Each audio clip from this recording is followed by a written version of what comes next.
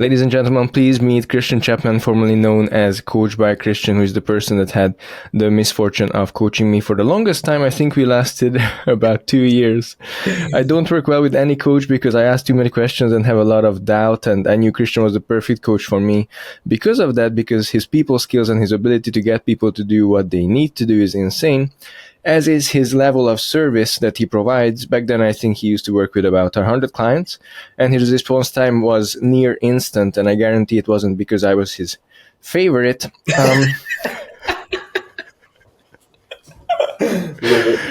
He's an all-around, genuine, nice guy that just does a really, really good job, and today I'm hoping to hear more about his backstory as well as his coaching business and general thoughts on coaching. So I listened to another podcast with you, and the podcast started with, we're just gonna skip the personal questions and questions about your background, and you were like, yeah, that's good, fucking boring anyway. Well, I wanted to start with that anyway, because I feel like you haven't really posted about it for a long time. Yeah, true, to be fair, because I feel like most people by now probably heard it. I don't know how many podcasts I've been on, bro. Really? Fucking 100 or something. And I'm now been invited on the best one, obviously. was that the one you watched? Was that the Big Dog cast? Yes. Yeah, that was funny, man. I fucking enjoyed that one. It was sick. Yeah. I don't mind speaking about it. It's always cool to recap, just in case there's new followers or what. Yeah. So you used to be a stick figure, and then you got super chubby, and then you went back to just no muscle, no fat, and then now you're all muscle, no fat. How did that happen? I wish I was all muscle, no fat, bro. Fucking hell. Piled it on at the minute. Growing up, I was always kind of like chubby kid. And my dad would say, it's just puppy fat. It will go. It never left the chat, unfortunately. And my parents are quite fit themselves. They look after themselves. Like even now, they're nearly like 70. And my mom's always in the gym. My dad's always playing some kind of sport. And, still trains and stuff like that. So I used to go with them it was David Lloyd at the time. Remember David Lloyd, Jim? Mm-hmm. And I would just get on the bike, bro, and just pedal until they were finished. So how old were you back then? Between 13 and 15, I reckon. Right. So I had no real idea of nutrition, but like my parents always like ate well. Like my mom would always cook dinner. It would always be, healthy dinners and all that sort of stuff. So I managed to lose like quite a lot of weight, but got in a not a great relationship with food in that time. So yeah, I was pretty underweight, bro. Like, well, you saw that original picture, but that's a great memory from you, bro. I appreciate it. And then I started working in hospitality, and boy, oh boy, I put the weight on, bro. I think it was just a combination of everything, really, bro. Like, late nights. You finish working at 4 a.m., you go and get a pizza from the kebab shop that's opposite the club. You drink a pint after work, and then you wake up really late, not really eat much, but whatever you're eating was shit. So, yeah, I was a big boy, bro. I think at one point I was nearly 300 pounds.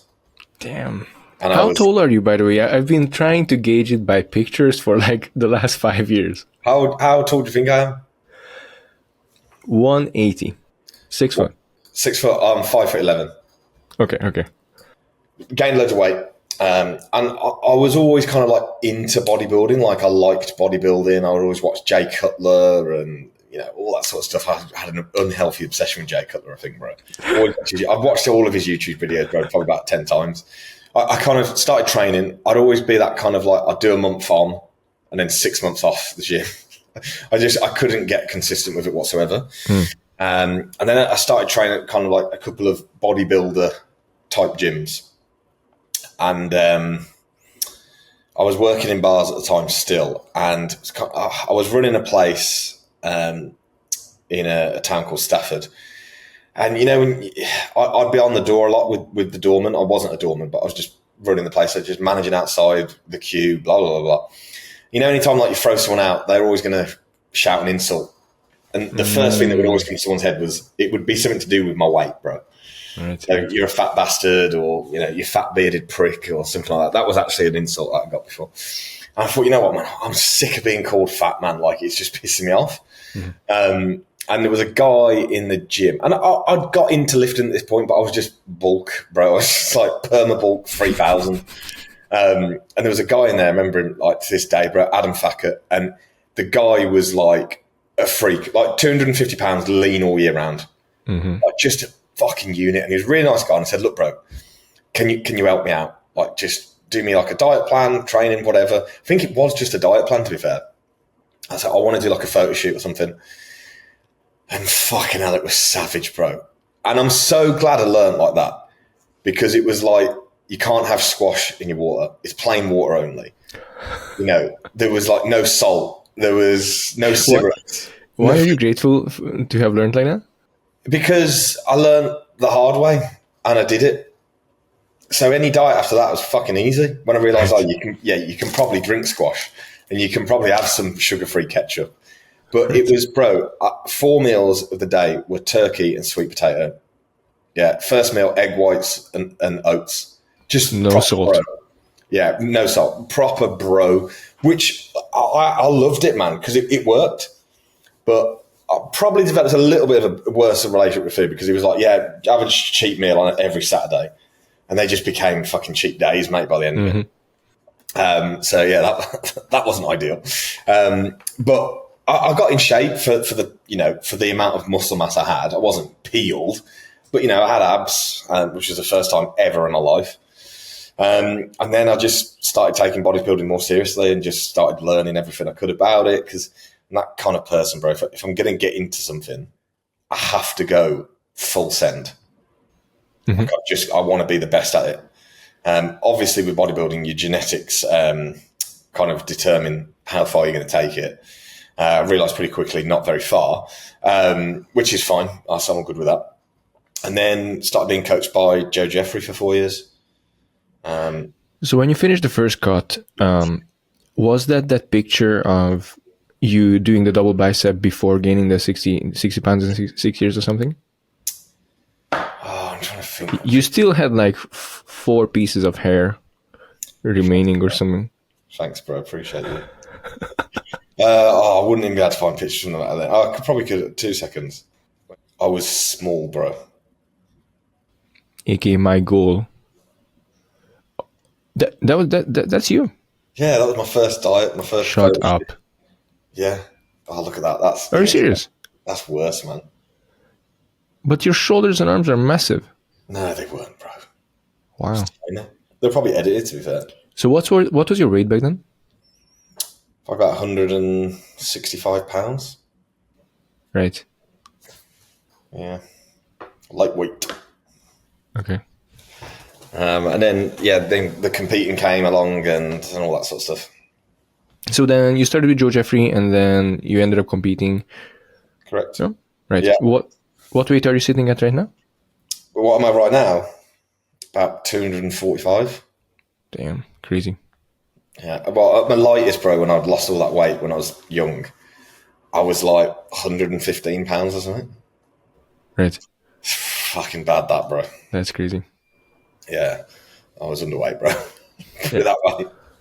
So when you said that you ended up with not a great relationship with food very early on, what was that like, or in what sense? I wouldn't eat, bro. I just thought if I eat, I put weight on, so I don't want to do that. I just was obsessed with cardio.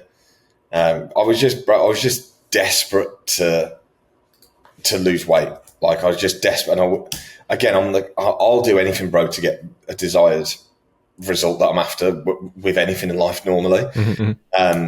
Like, I'm going to do something, I'll say I'm going to do it, I'll fucking do it, and whatever it takes to do it, fuck it, I'm just going to go for it.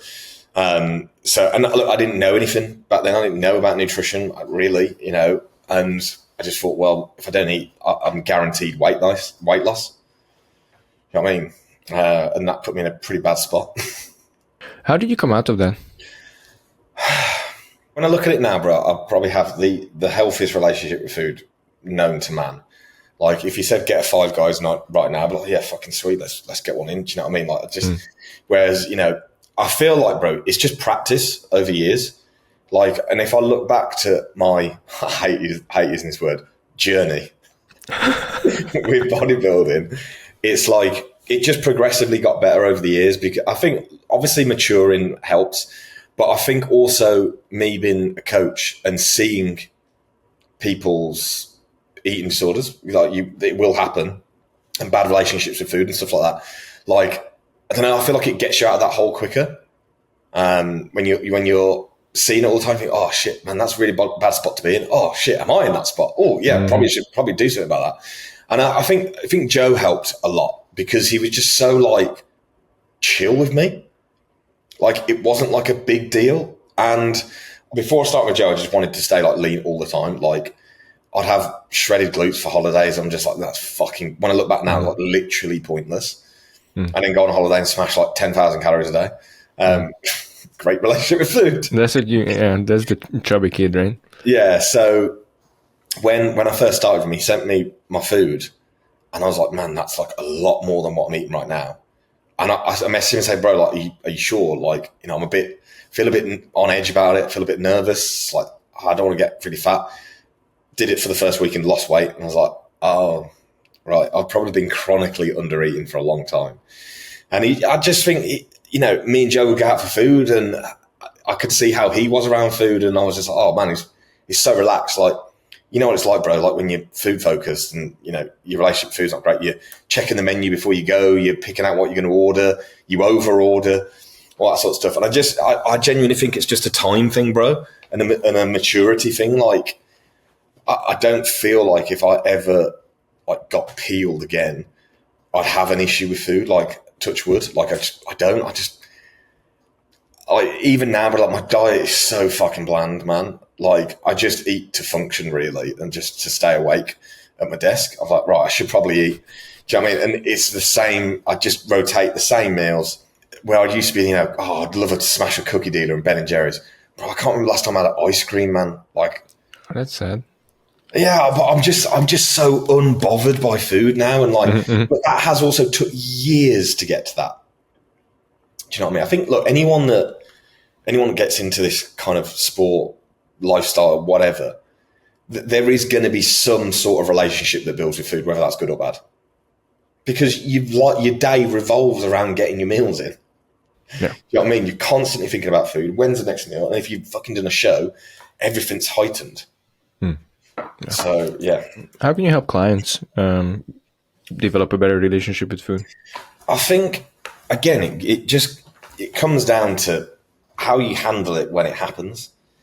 Like, a constant thing that not annoys me, but something that in this industry that's happened annoys me, is the word binge is like used all the time. And I'm like, bro, what you've done is not a binge. Like, you've eaten more food, like, you've just overeaten. Like, so, binge, bro. And I say, what did you eat? Oh, had a couple of chocolate bars. I'm like, what are you on about, man? Yeah, but there's the same therapy speech, right? Like, shit doesn't happen, now everyone has trauma, right? It's just the same exaggeration of it. Yeah, exactly. And it's like, right, I'll always give the example, like, a proper binge, bro, is, I remember, I think it was on, what's that podcast Joe Jeffrey and Austin Stout had? The OPD, Optimal Physique Development podcast. Okay. Austin, American coach, was talking about an episode with him as well. Yeah, American client that was dieting, awful relationship with food, you know, and had no shit food in the house whatsoever. Would go and do the shopping, and it's just the meal plan. And they had to go to hospital to get their stomach pumped because she ate like 4 kilo of raw sweet potato because that was all they had. And there's stories of people like eating flour, bro, because that's the only thing, and they'll binge on flour. That's a binge. Okay, eating an off-plan meal and having some ice cream and a cookie dealer or something is not a binge. You've simply enjoyed a bit more food. And I think just kind of calming people down in that, like, I allow them to do it. So I think when a coach says you're allowed to do that, oh, so it mustn't be, like, everyone just labels it as bad. But if my coach is telling me you're cool to have an off-plan meal, bro, like, go and enjoy it. Don't eat like a dick. Okay. And look, are they going to get it right the first time if they've got like a bad relationship with food? No. But when you first ride a bike, you're probably going to fall off the fucking thing. But the 100th time you ride it, you might be doing a tail whip 3,000. I don't know. Okay.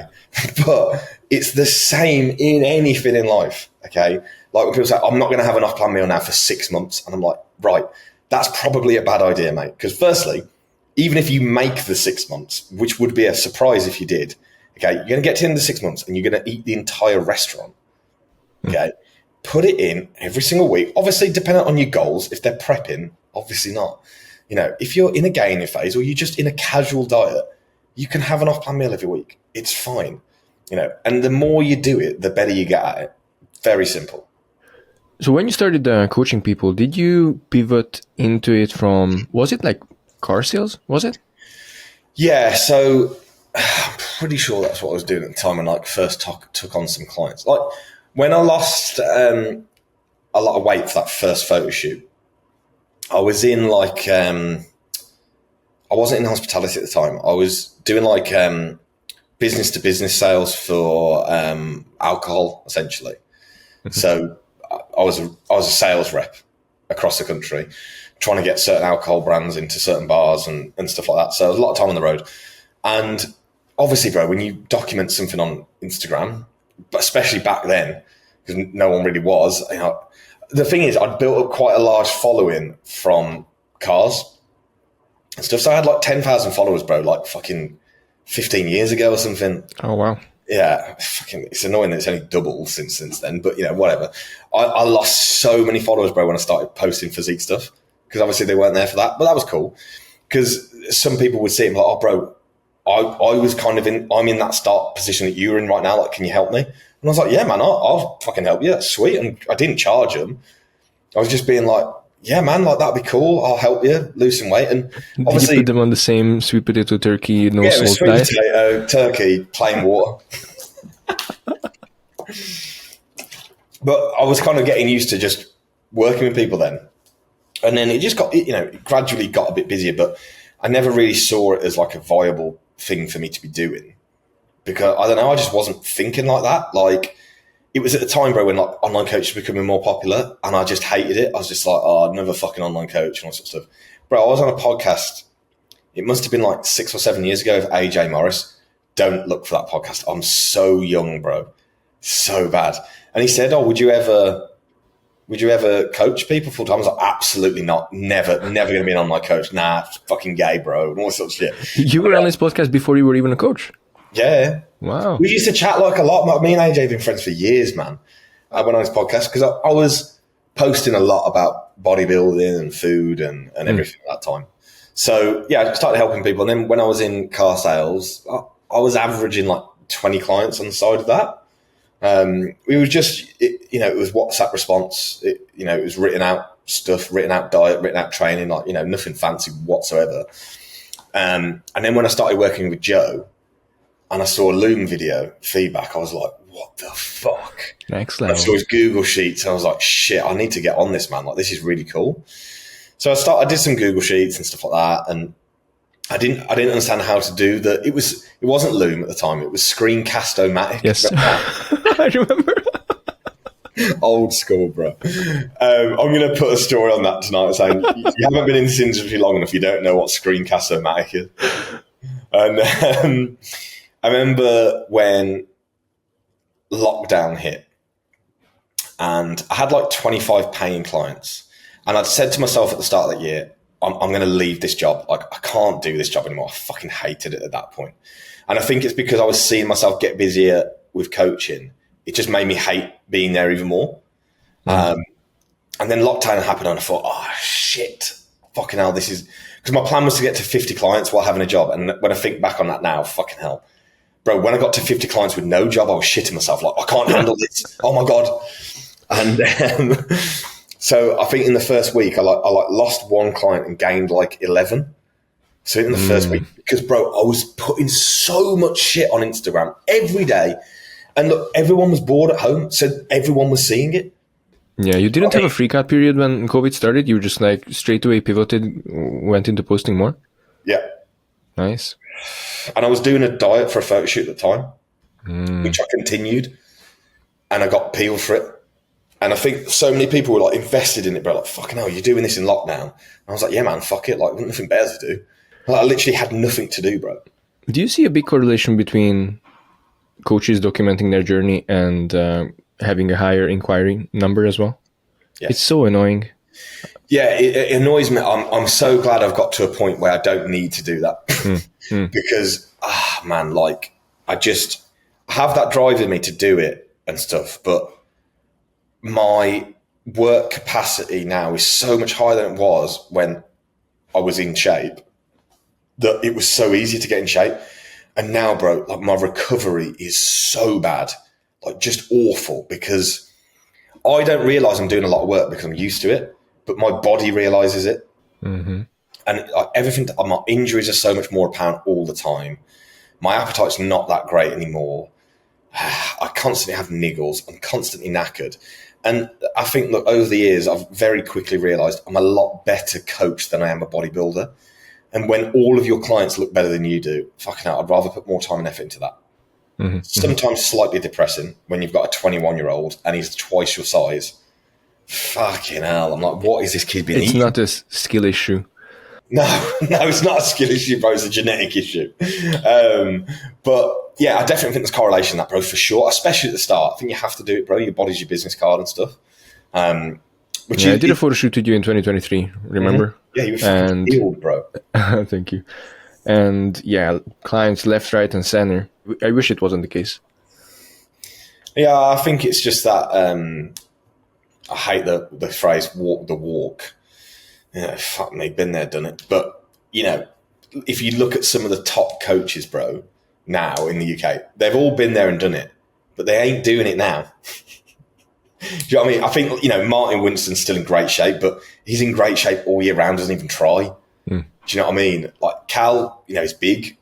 You know, Tom Ames is just big. But I feel like, you know, I'm now that I have put muscle on over time, I'm always going to be 230 to 250 relatively comfortably and have no issue. Mm-hmm. But if you take the top off, it don't look great, bro. You know what I mean? I feel like that's what you always think, regardless of what you look like. It's pretty bad at the minute, bro. So yeah, like I was doing that photo shoot. I think people were just kind of along for the ride. I was doing a YouTube video like 3 times a week, just off my phone. Like I didn't know how to edit. I just used cream of rice recipe. Yeah, cream of rice recipe. How to make whey cake, Q&As, diet, photo shoot, peak week, all that shit. I was doing it all, man.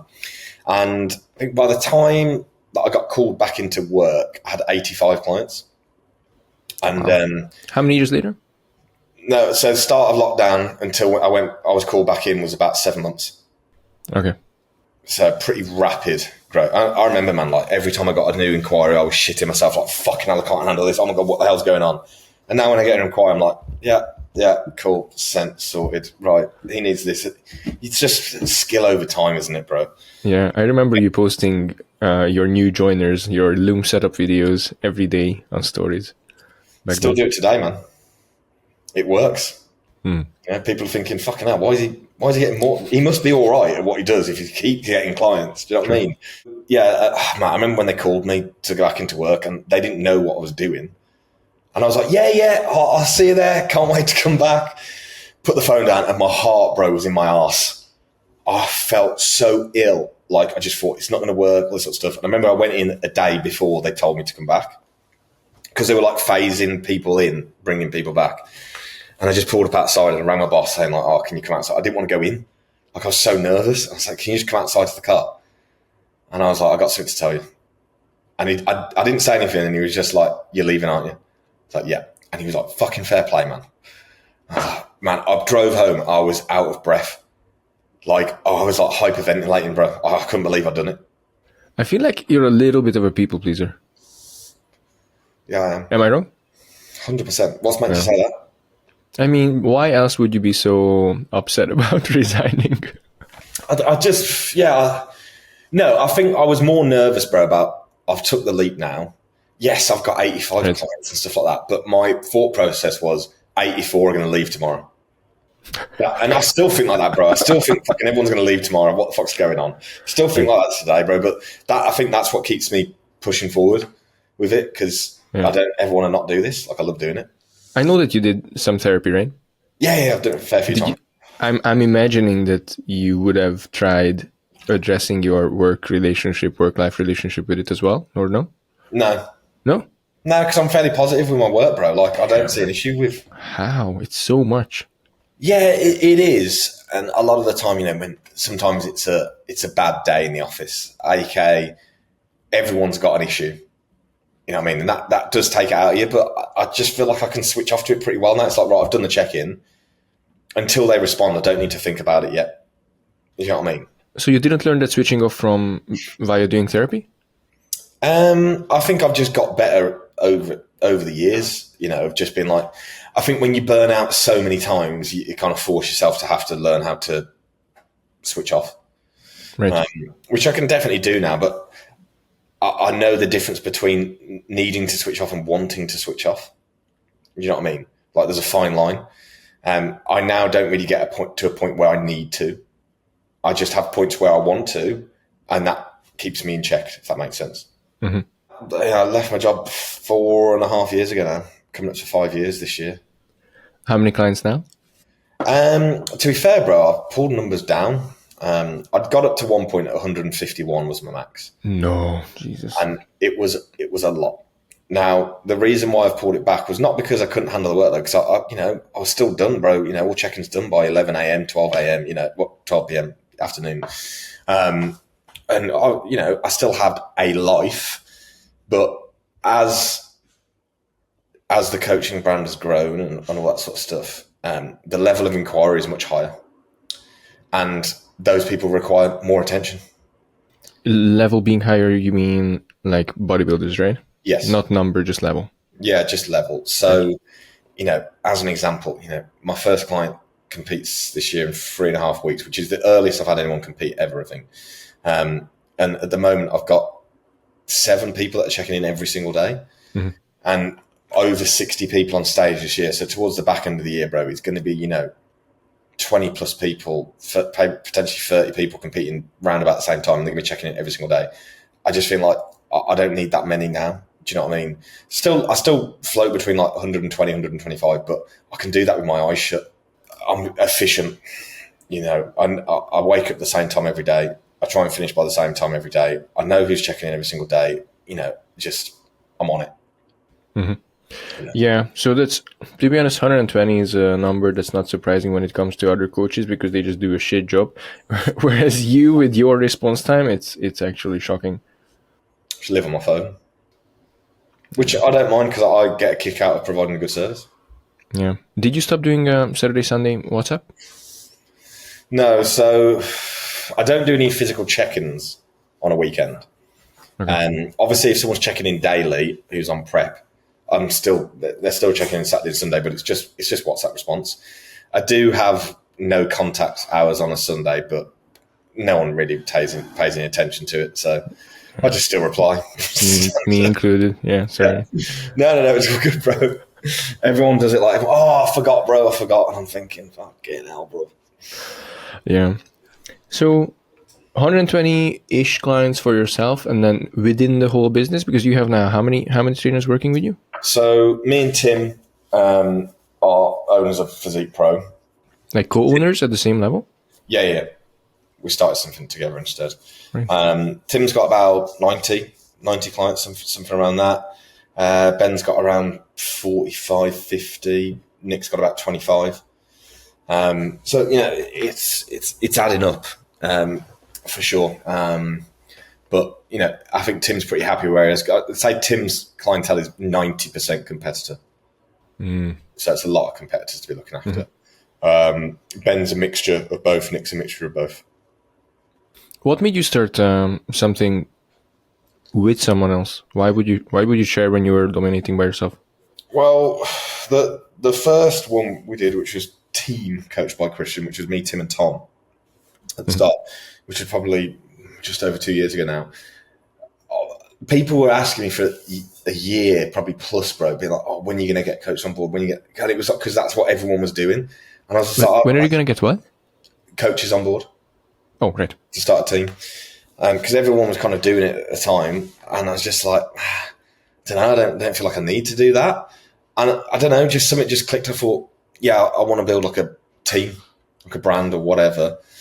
Quickly realised if your name is in the brand, it's not a brand, it's still you.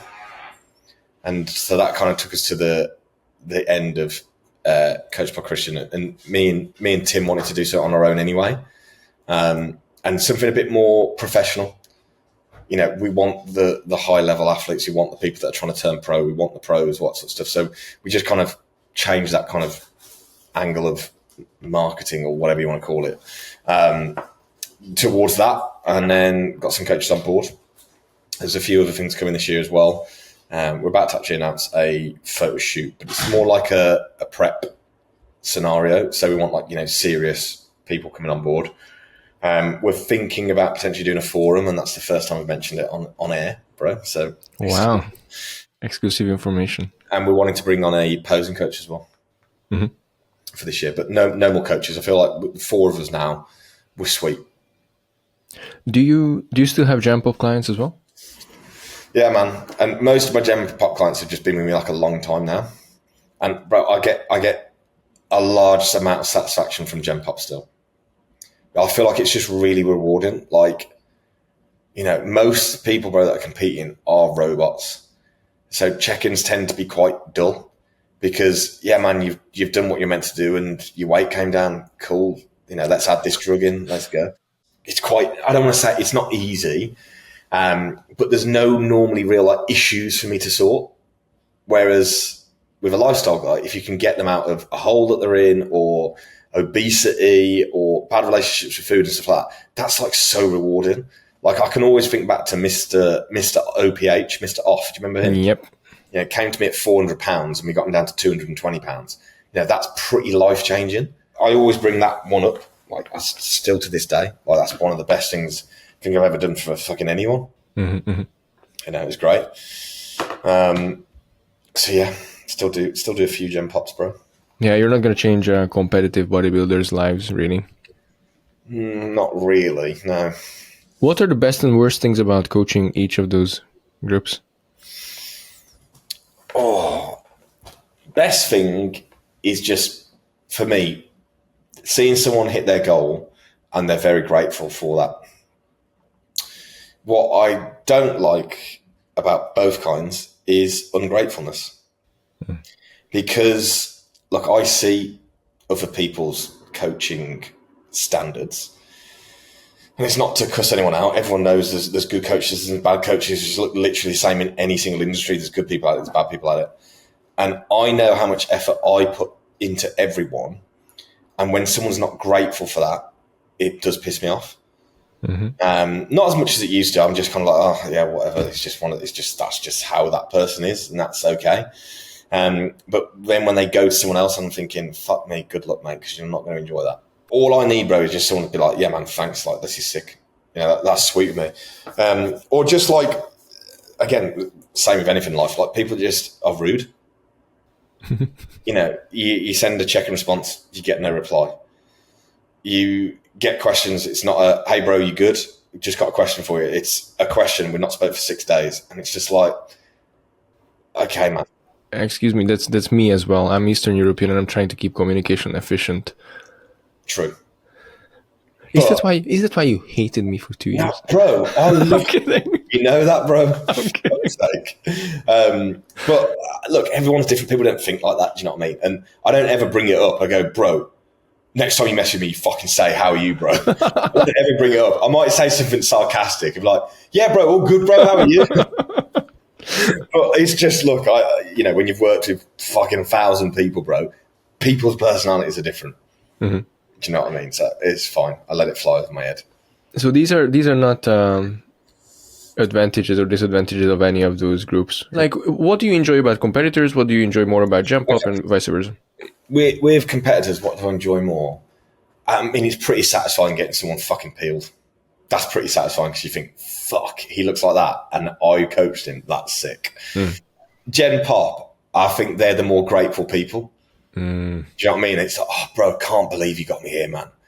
You know, oh, I'm so grateful. You know, you've changed my life. My missus loves me again. I can see my dick when I look down, all that sort of stuff. Well, that's a big win. You know, I'd rather be able to see my dick again than a gold trophy, bro. You know what I mean? So yeah, I love that with Gen Pop, bro. I feel like they just love it, man. Yeah. And then what disadvantages to both? Competitors can be drama queens. Drama queens, as in Oh, I'm so hungry. I'm so tired. I'm like, you've literally chosen to do this, bro. competitors more so than Gen Pop, just because they get leaner, or why? Yeah, because it is harder. I'm not taking that away from them. Like, what I'm going to get you to do ain't going to be fun a lot of the time. But you've also asked me to do it. Yeah. So, but then on the flip side, I've got some competitors and, when you're making adjustments and you're pulling their food and you're up in the cardio and they're like, yeah, buzzing. And I'm thinking, fucking hell, you're a perfect client. You're like, I was hoping you were going to do that. I'm thinking, you're sadistic and I like it. Or, you've added 5 minutes to someone's cardio and they're like, oh, bro. Oh. And then I'm like, fucking hell, bro. Come on. Fucking hell. But at the same time, with competing, bro, some people are built to do it and some people are not. Mm-hmm, mm-hmm. It's not easy. And I think a lot of people go into it blind. For sure. But that's, again, something that the more you do it, the better you get at it, right? Mm-hmm. Legit. So I think the most important trait of a coach is caring. And I know that you care more than genuinely 99.9% of coaches. Like, you're like 1 out of 1,000. And that's, I think, what makes you so good. But sometimes you have a shit client that's uncoachable. How do you make peace with that? Because I feel like, obviously, the more you care, the better results you get with the more people. But it's also more taxing for you emotionally when you can't make a difference. How do you make peace with it? I think I used to let it really get to me, bro. You try everything with someone and they just still can't adhere. And, the first thing I'll always do, bro, we're going to have a chat. Okay, like what is stopping you from doing this? Is there anything I can do to help? Do you want me to organize your day for you? Less meals, less training, tell me what I can do. Oh, now, bro, I just need to get on it. Okay, let's try again. Same thing next week. And I think, look, a lot of people say they want to do it, but they don't really want to do it. And I have no problem saying to someone now, bro, like, look, I'm finding it difficult to coach you. Like, look, some people, bro, you'll know, who don't have the best genetics. Yeah. They're giving it everything and they're not really seeing much change, but they're happy. I'm cool with that. Mm-hmm, mm-hmm. Yeah, I'm sweet with that. But if I've got someone who can't follow the plan, they're not enjoying it, I will literally just say what I've just said. I say, look, bro, you're really struggling to follow the plan. You're really not enjoying it at all.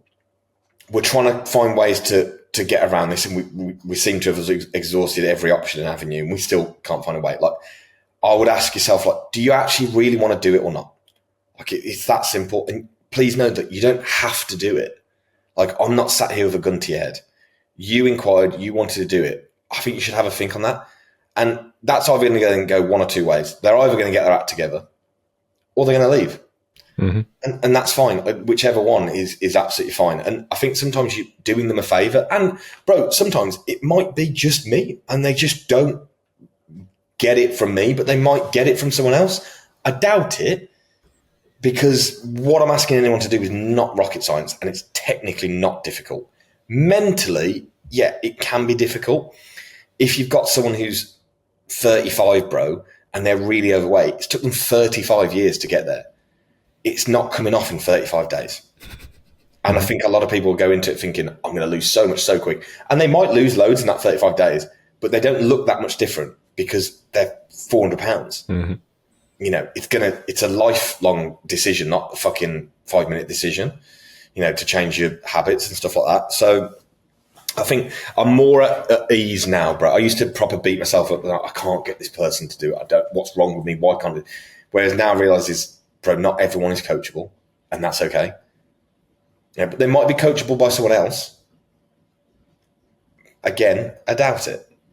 Mm-hmm. Me and you, bro, both work with enough people to know pretty instantly who's uncoachable and who's not. Yeah. And that's just how that person is, and good luck to them. It's just, I think overall the industry is very quick to point fingers. So yes. What makes you different, and I hope me different as well, because I do think I care more than most coaches. is that we're not immediately pointing at the client. So before we have this speech with them, we actually do try everything to help them. Yeah. Yeah, I'm never going to sit there, but bro, you just need to follow the fucking plan. Right, what can I do that's going to help you adhere? Yeah, exactly.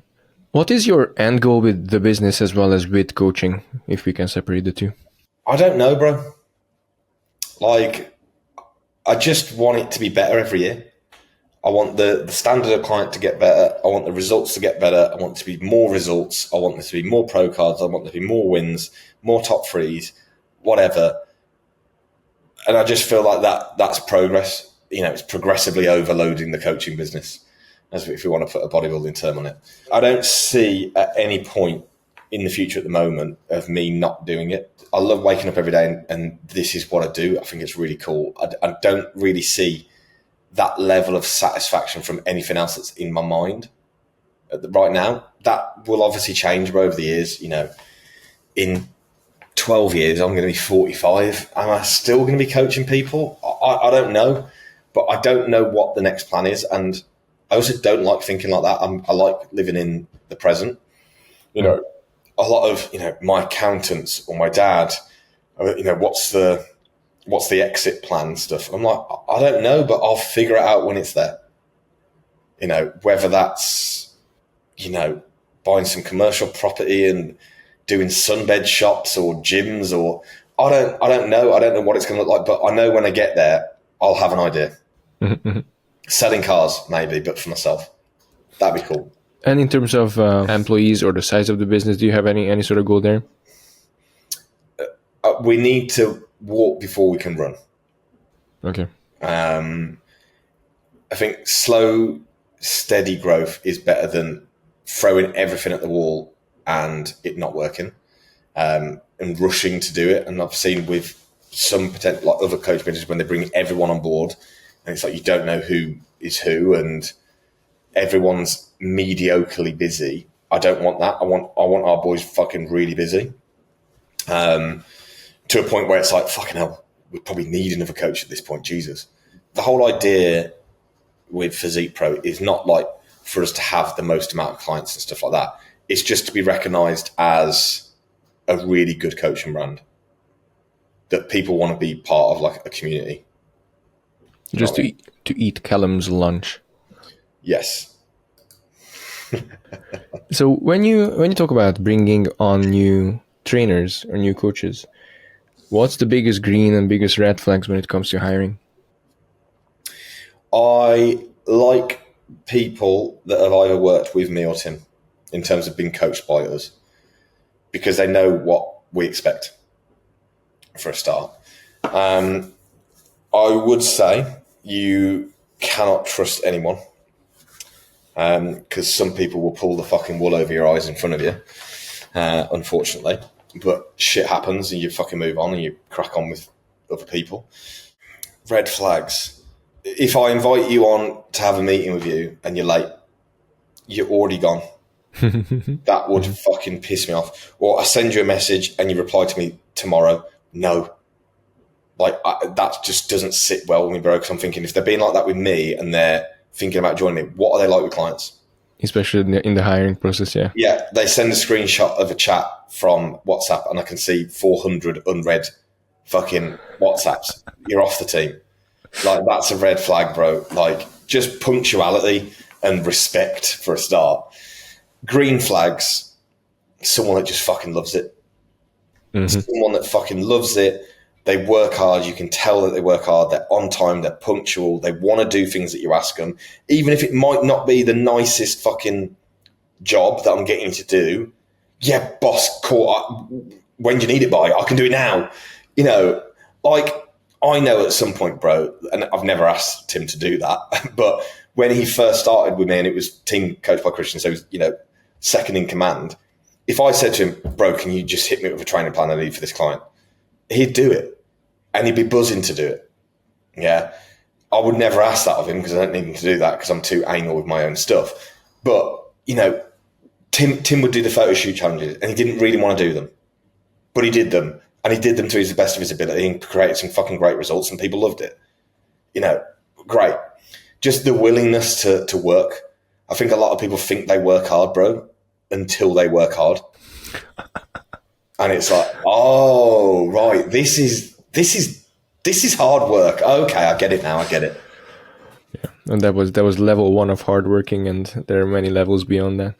To be honest, what you described is actually Arsia. I just got lucky with it. It's not a hiring skill that I have, but yeah, he's like the perfect hire. He's a great guy, and you've got the best business name on the planet.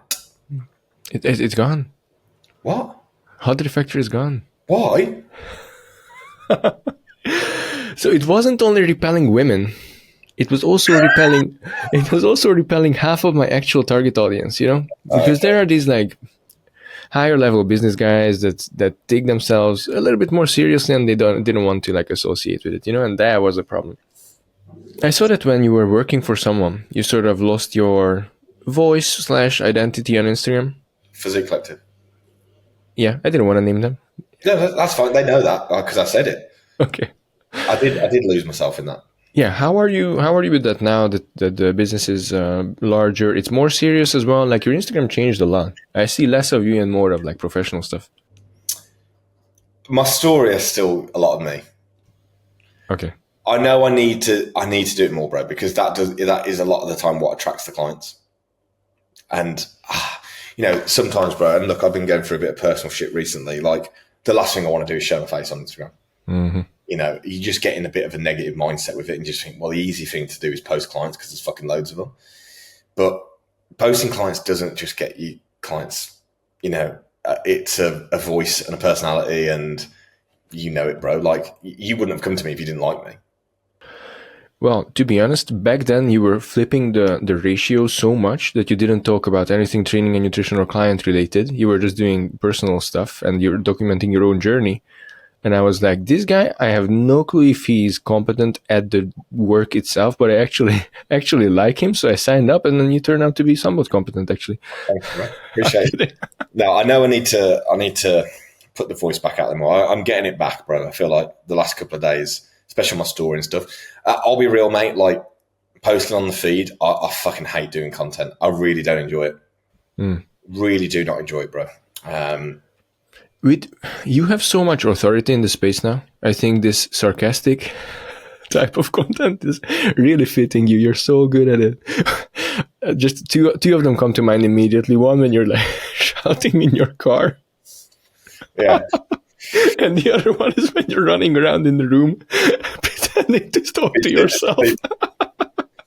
I just love that type of content, bro. And like, look, when I do that type of content, bro, and it's essentially taking the piss, I am only messing around. And like, if someone had a problem, I would talk to them like, bro, look, I know you do the interactive content and you're pretending to be two people in a room.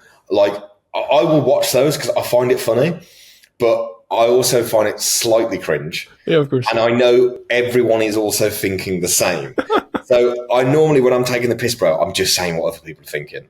They're scared to say it. You do have to be careful with it, bro, because you also, like, even the Brandon Harding thing, bro, I felt slightly bad at it after because, you don't know what that person was going through at the time. Have I then, by doing this content, made his mental health potentially worse and all sorts of stuff? But with the things that I know about the person, I don't care as much.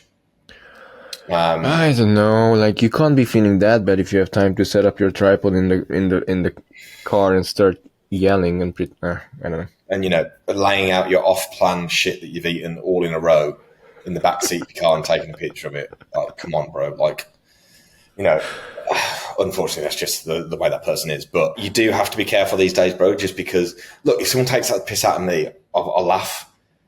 But there's a lot of.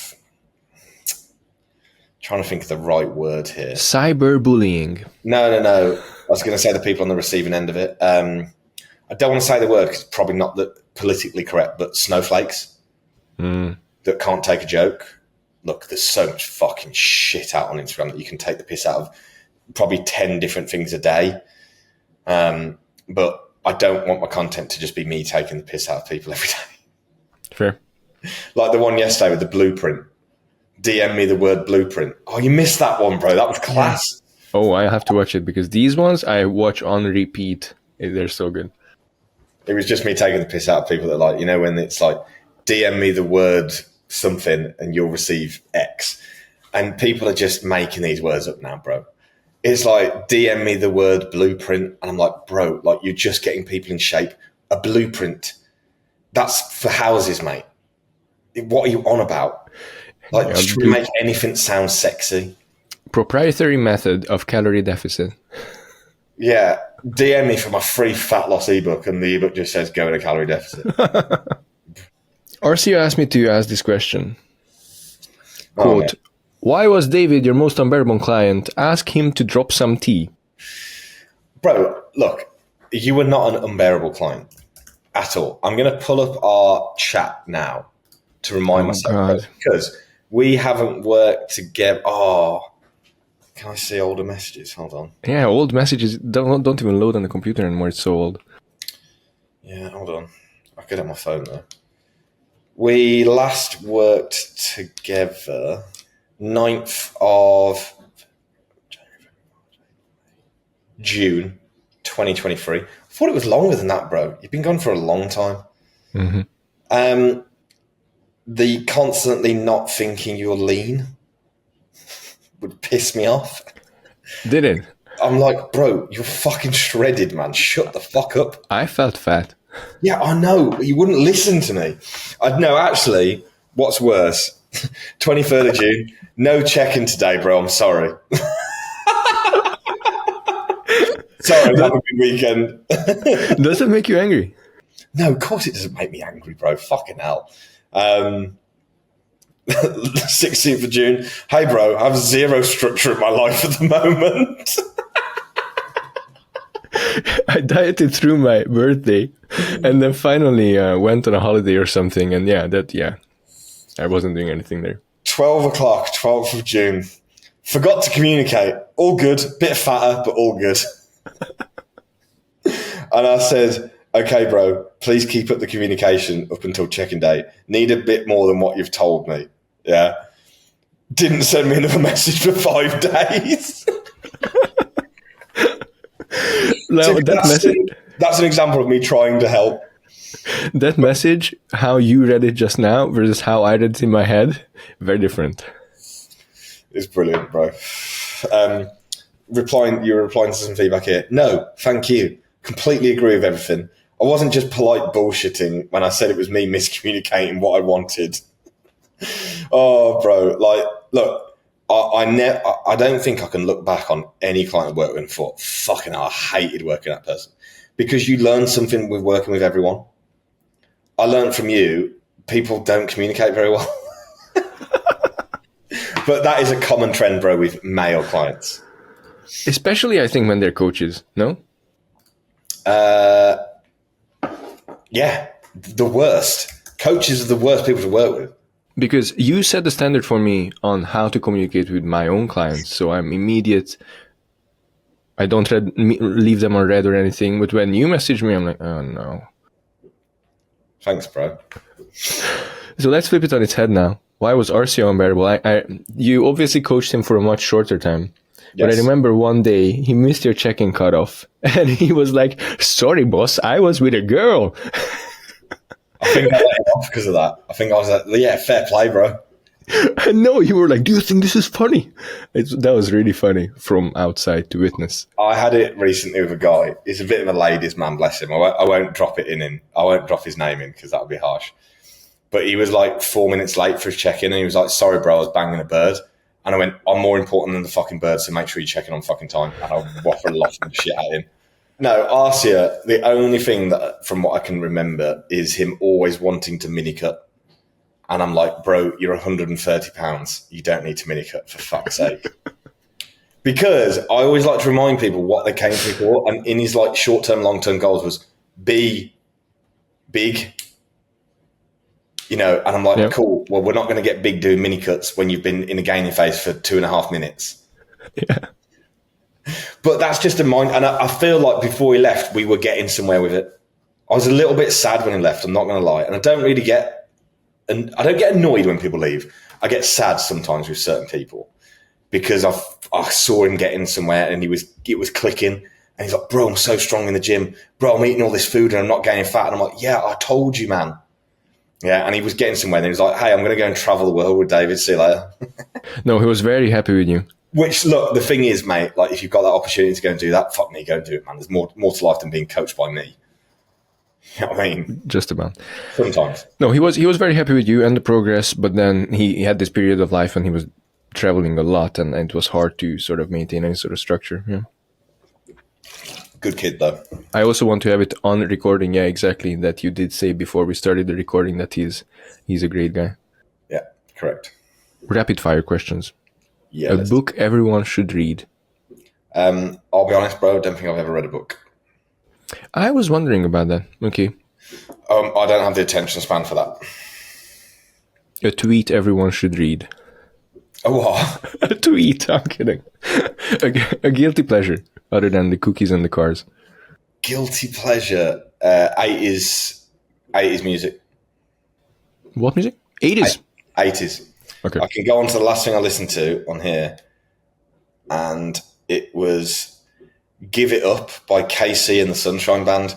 Give it up, baby, give it up. Na na na na na na na na. Big tune. You're about to demonetize my entire podcast forever. Sorry. Is that your childhood music? No, you were 90s. 91? 90? 92. I'm a bit of an eclectic mix of music, bro. I like everything. Heavy metal, trance, EDM, fucking everything. 80s. But 80s is sometimes what I put in the car when I've had a good gym session and I just want to chill out. Do you listen to music while you train? Used to. Normally be house. Weird. Okay. Favorite exercise in the gym? Favorite exercise in the gym? I know this is quick fire. Sorry, bro. Hip press. Hip thrust. Hip press. What's the hip press? You know, like a bolt up leg press that you're pushing out with your bolt upright. You know, I've never had anyone on this podcast that didn't name a leg exercise as their favorite. A habit you're proud of being consistent with? Turning up every day to work, no matter what, or how I'm feeling, or what's going on in life, where I am, whatever. You know, getting in from the, I didn't say this on the podcast, but I'll put it out there, whatever. You know, getting in at 6 a.m. in Ibiza and starting work at 6:30. You know, it's just routine. Like, I know people aren't doing that. Do you know what I mean? Like, I like to have my switch off, but work is the most important thing. And just proud of myself for sticking at it, and it worked. You're pretty extroverted, aren't you? I think I'm a mixture of both, bro. I think when I'm on the way, let's say going to a show, for example, when I'm on the way, I am a pit of anxiety, bro. Like I don't want to go. I'm nervous. I'm scared. Blah, blah, blah. But when I get in a bunch of people and I get more relaxed, then I'm an extrovert. Okay. Yeah. Does your social life or how much you would want to socialize suffer from having a at-home job? Yes, but I feel like I've got a good balance. Yeah. Is it mostly fitness people that you hang out with, or? No. Okay. Like, you know, the weekend I was with a lot of my school friends, bro, and, you know, none of them work in fitness. Well, one of my mates owns like a clothing company that's fitness related. But yeah, you know, I don't talk about the gym when I'm with them.